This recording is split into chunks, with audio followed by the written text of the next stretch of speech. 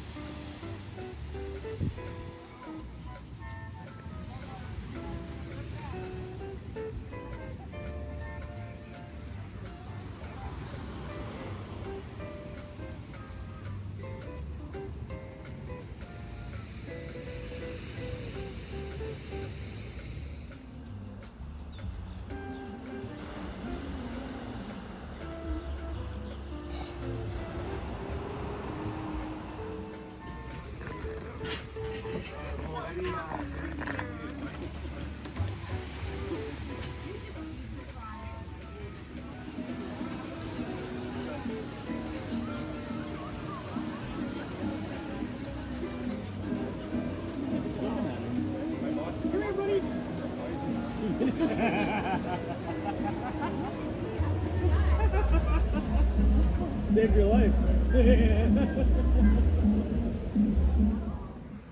We're here in the room. I'm burned. It's our last day. See my shoulders. This is a pretty big room. We're here in Mexico, and it's the last day. We're going home tomorrow. Actually, we have a layover in San Francisco, so we got a cheap little hotel. It's kind of a mess. We've got all of our swimming suits and Christine's bikinis out drying.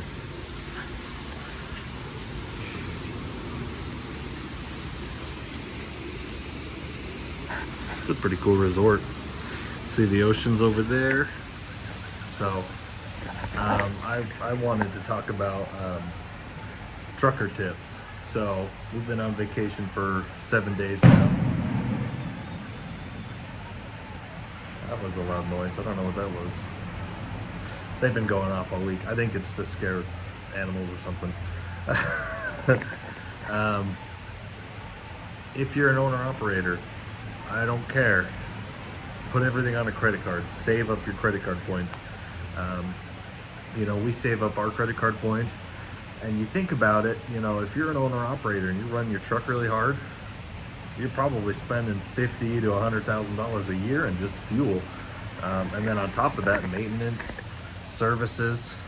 Sorry, I'm trying to lean back. This chair is not very comfortable. The chairs down by the pool are way more comfortable. Save up your credit card points. Get a good, if you don't have a good credit score and you can't get a good credit card right now, it's okay. It's okay.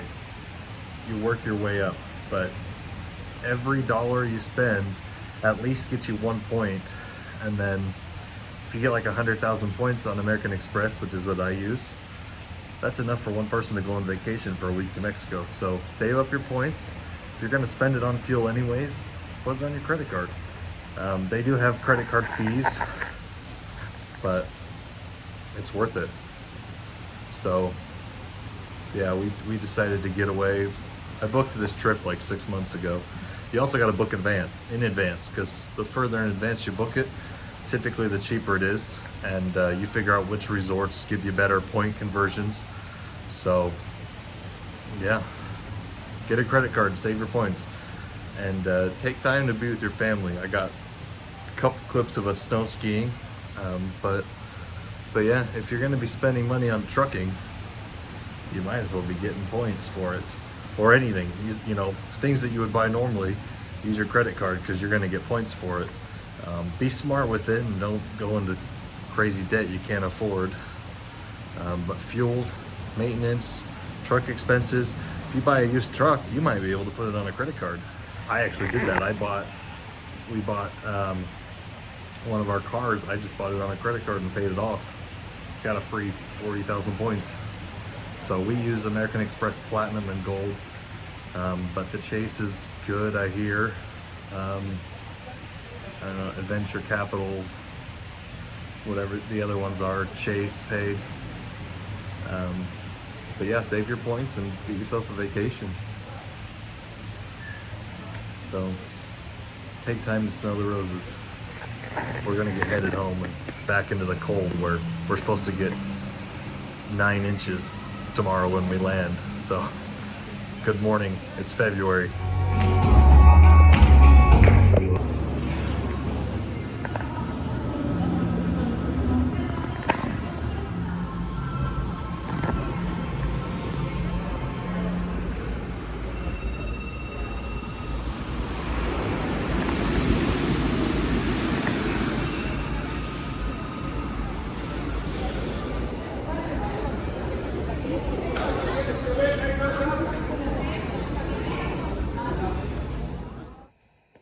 All right, guys, we are in the office. I just got back from Mexico yesterday. I have to shave my beard again because it's starting to stick out like I'm Amish or something. We got back from Mexico. I'm probably not gonna do too much driving in this video, but we had a heck of a time getting home because we had a layover in San Francisco and they delayed our flight home twice and ended up canceling my flight home. Which, don't fly Alaskan if you can help it. They are horrible. Horrible. They are cheap though. So anyways, so we had a layover in San Francisco, and at first they just delayed it. So we were supposed to only have like a little layover, and they changed it to a one night, like overnight layover.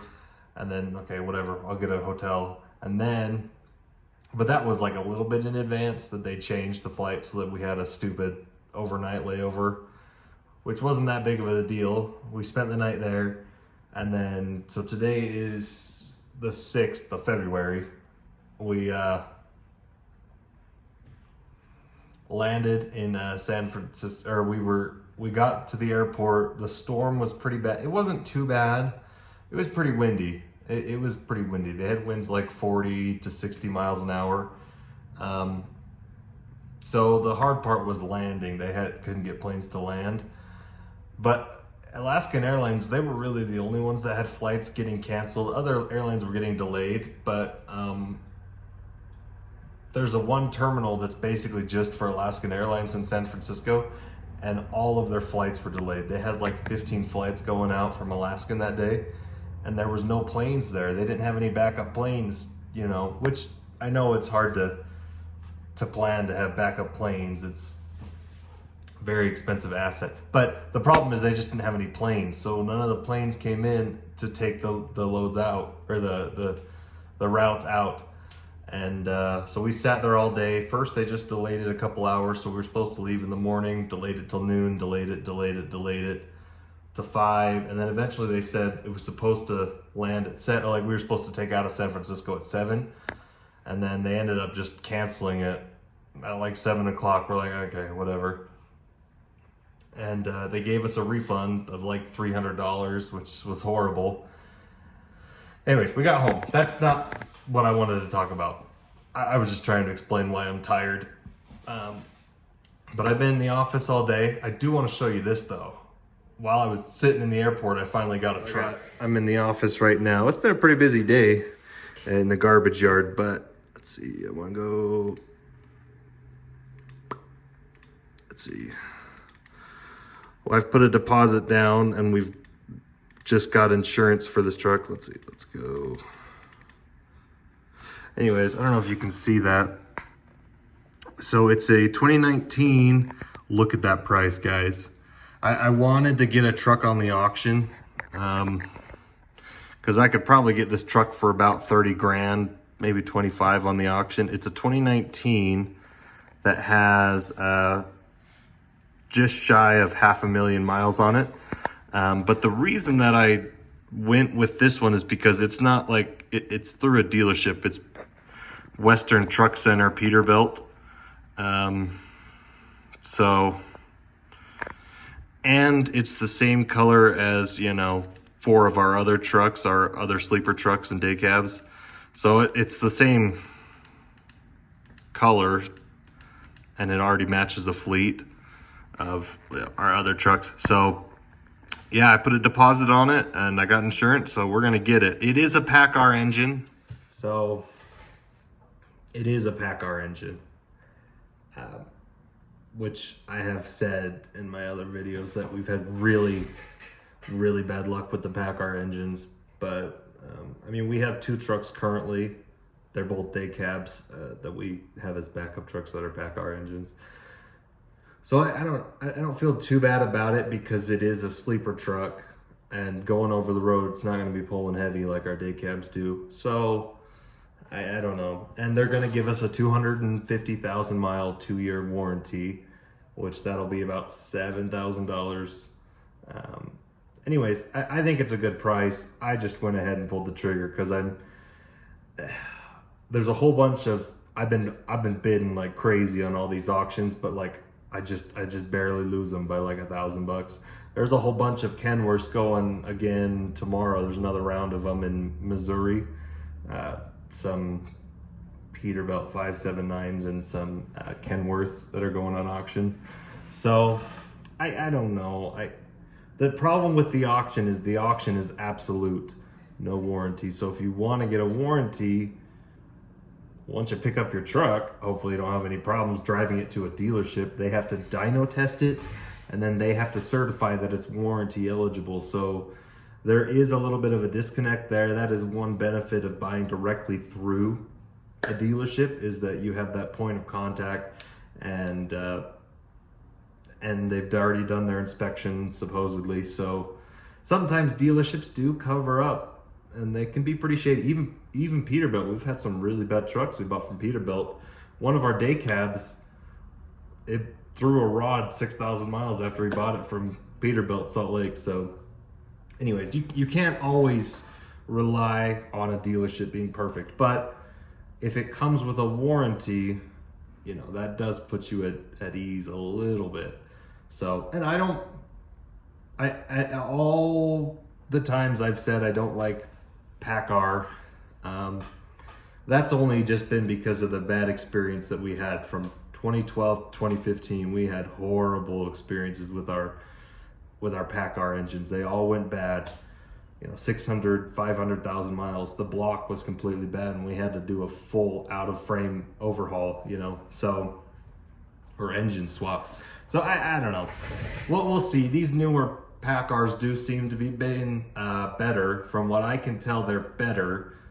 A lot of truck drivers still have hard feelings about them, but statistically, they are lighter than the Cummins engines because it's the graphite cast engine block. So you're about 8 to 1,000 pounds lighter than a Cummins engine would be. And supposedly they get better gas mileage. I haven't done super good comparisons on that. I know they do get better gas mileage because they usually are turned down. So this one's a 450 horsepower engine. It's the MX-13, which, I don't know, we'll see. I just had to jump on it because it's from a certified dealership and the price. So we're gonna get it. It's already on hold. You can go ahead and call them if you want. They're not gonna give it to you. Unless I back out, which maybe, but I already paid the insurance, so we'll see. Anyways, that'll be fun. It's located in Sacramento, so I think I'm gonna book a load for one of my drivers down. I'll just ride in the top bunk of the sleeper while he drives to Sacramento, and he'll drop me off at the dealership, I think. So that's kind of my plan right now, but we'll get it figured out. The market seems to be all right. The spot market seems to be all right. We still got plenty of loads from our dedicated lanes. But yeah, it's good to be home. It's a lot easier to book loads when I'm home. My beard looks really bad from the bottom. Ooh. If you can see. Oh, you can't zoom in. Darn it, I was hoping to zoom in. Yeah, the market seems to be all right. I was luckily, they had pretty good internet at the resort we were at, so I was not off the hook. Even though I was on vacation, I was still working probably 2 hours a day, making invoices and booking loads and dispatching drivers. The only hard part was that my phone plan wouldn't let me make calls, so it was like 20 cents a minute if I wanted to call a broker. So, fun trip. Go on vacation, guys. You can work when you're dead. No, you can't. But life is good. We're supposed to be getting a pretty bad storm. The storm that stopped us from coming home from California is coming up this way, and I think we're supposed to get 6 inches of snow tonight. So I'll go home and shave. I haven't even unpacked. I just got home late last night, went to bed and came to work. So the market's good, life's good. We're gonna go get that truck. If you got name, I'm gonna start thinking of name recommendations. I'm not sure what truck number I want to put on it yet, but maybe 69. I don't know. All right, guys, stay warm. Smell the roses. This is what happens when all the snow melts. It's pretty muddy. All the trailers get stuck in the mud.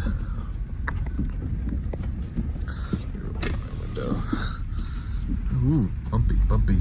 So since the recycling centers get under maintenance right now, we've parked most of our, well, I mean, I got a couple trailers that are over the road. We got 5 trailers that are over the road. So this isn't all of our trailers. There's one over there. We've been parking up here on the asphalt. Just so we had a trailer that sunk in the mud like over a foot, and I had to pick it up with the loader because it was loaded. Yeah, it was 45,000 pounds, full load of flour, which, you know, that's horrible. But anyways, heading home finally, getting ready for the storm. It ain't gonna be pretty, guys.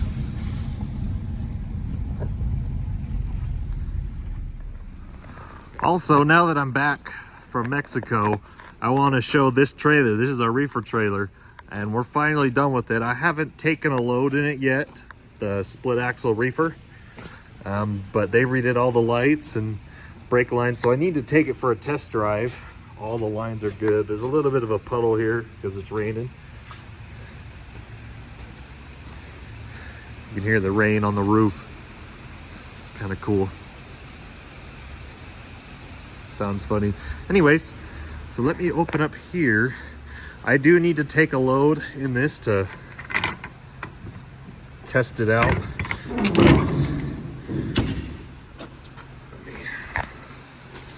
Oop. These doors are reefer doors, so they kind of close themselves.